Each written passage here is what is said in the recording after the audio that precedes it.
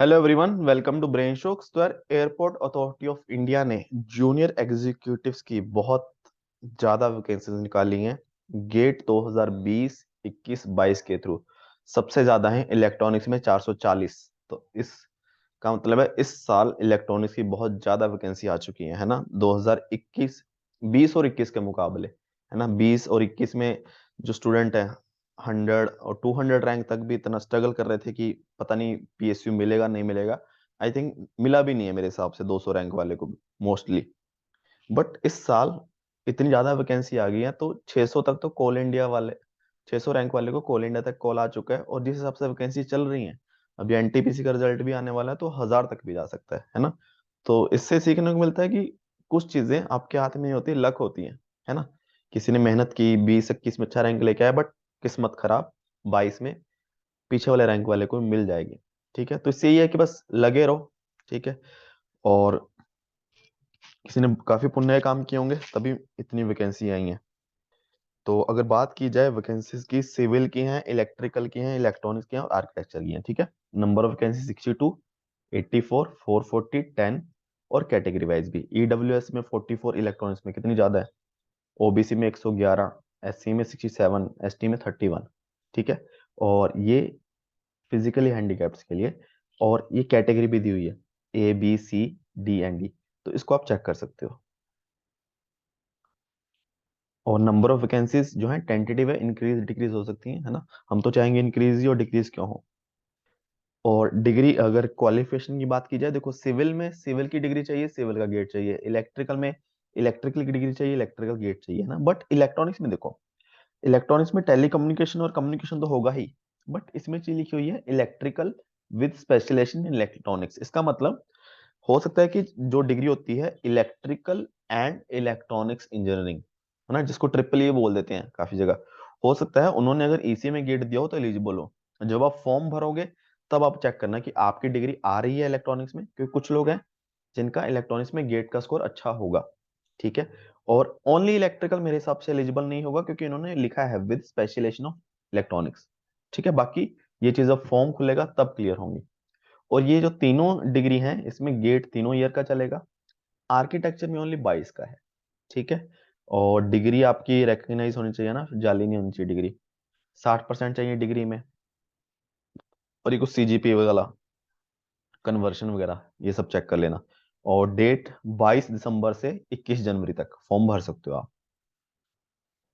और 27 साल maximum age limit है, वो होनी चाहिए 21 जनवरी। 21 जनवरी कट ऑफ डेट है। और आपको 3 साल का रिलैक्सेशन ओबीसी, 5 साल का SC ST, 10 साल का फिजिकली हैंडीकैप्ड।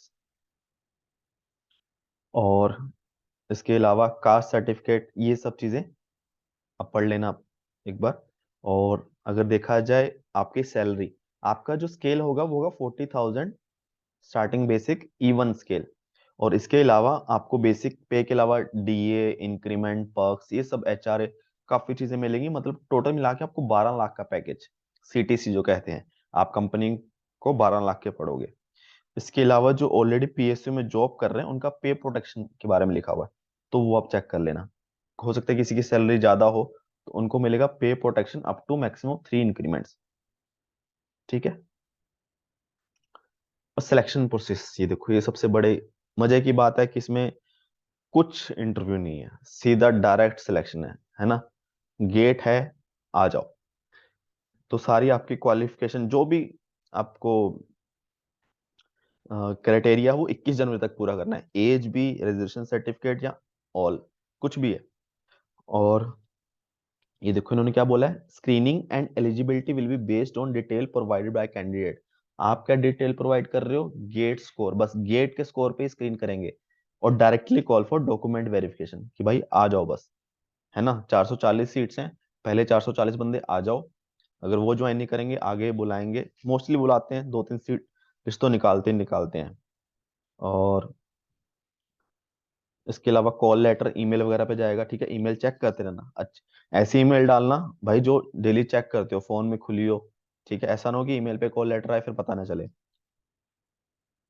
और ये सब लिखा हो कि डॉक्यूमेंट वेरिफिकेशन जब आएगा सब डिटेल लिखी होगी, ओरिजिनल सर्टिफिकेट चाहिए, एनओसी चाहिए होगा जो ऑलरेडी जॉब कर रहा है। इसके अलावा अगर किसी का गेट स्कोर सेम है तो जिसकी एज ज्यादा होगी उसको प्रेफरेंस मिलेगी, ये सब लिखा हुआ है। ठीक है, आगे तो बस मेन एक चीज रह गई है, फीस। फीस 300 रुपये है। बट अगर आप एसटी कैटेगरी या फिर फिजिकल डिसेबल्ड या फिर फीमेल कैंडिडेट्स हो तो आपकी फीस भी नहीं है। ठीक है, इसके अलावा आपको फोटो या सिग्नेचर उसके बारे में लिखा हुआ है ना, आपने बहुत फॉर्म भरे होंगे तो ये तो कोई बड़ी बात नहीं है। ये सब कंडीशन है ना। अब बात करते हैं कि मोस्टली जो स्टूडेंट्स हैं उनको लगता है कि यार कितने रैंक तक भरें। तो सबसे पहली बात तो यार ये है कि जिनका फ्री है उनको तो सोचना ही नहीं है। ठीक है, कि उनको लग रहा है कि हाँ मेरा सिलेक्शन हो सकता है, जिसको नहीं भी लग रहा ना तब भी भर दो, है ना, जिसका जस्ट क्लियर है। मैं ओनली इलेक्ट्रॉनिक्स की अगर मैं बात करूं, देखो इलेक्ट्रॉनिक्स में इस साल बहुत ही कम कट ऑफ जा रहा है, मतलब अनएक्सपेक्टेडली। तो उसका रीजन क्या है कि काफी बच्चे इलेक्ट्रिकल के होते हैं इलेक्ट्रॉनिक्स में, या फिर थर्ड ईयर वाले होंगे। तो थर्ड ईयर वाले अप्लाई नहीं कर सकते इसमें, जिन्होंने जो अभी थर्ड अभी अभी जस्ट फोर्थ ईयर में हुए होंगे, उन्होंने गेट 2022 दे दिया होगा, वो लोग निकल गए। वो आपके कंपटीशन में नहीं है जॉब के लिए। इलेक्ट्रिकल, जिनकी इलेक्ट्रिकल डिग्री है वो नहीं है। तो इस वजह से असली इलेक्ट्रॉनिक्स से बच्चे कम होंगे अगर देखा जाए तो। ये रीजन है, प्लस और एज का भी रीजन हो सकता है ना, जिस वजह से अगर देखा जाए कोल इंडिया में 600 रैंक तक जनरल में कॉल आई है। सेकंड लिस्ट में, थर्ड लिस्ट में तो हो सकता है कि और बढ़ गई हो।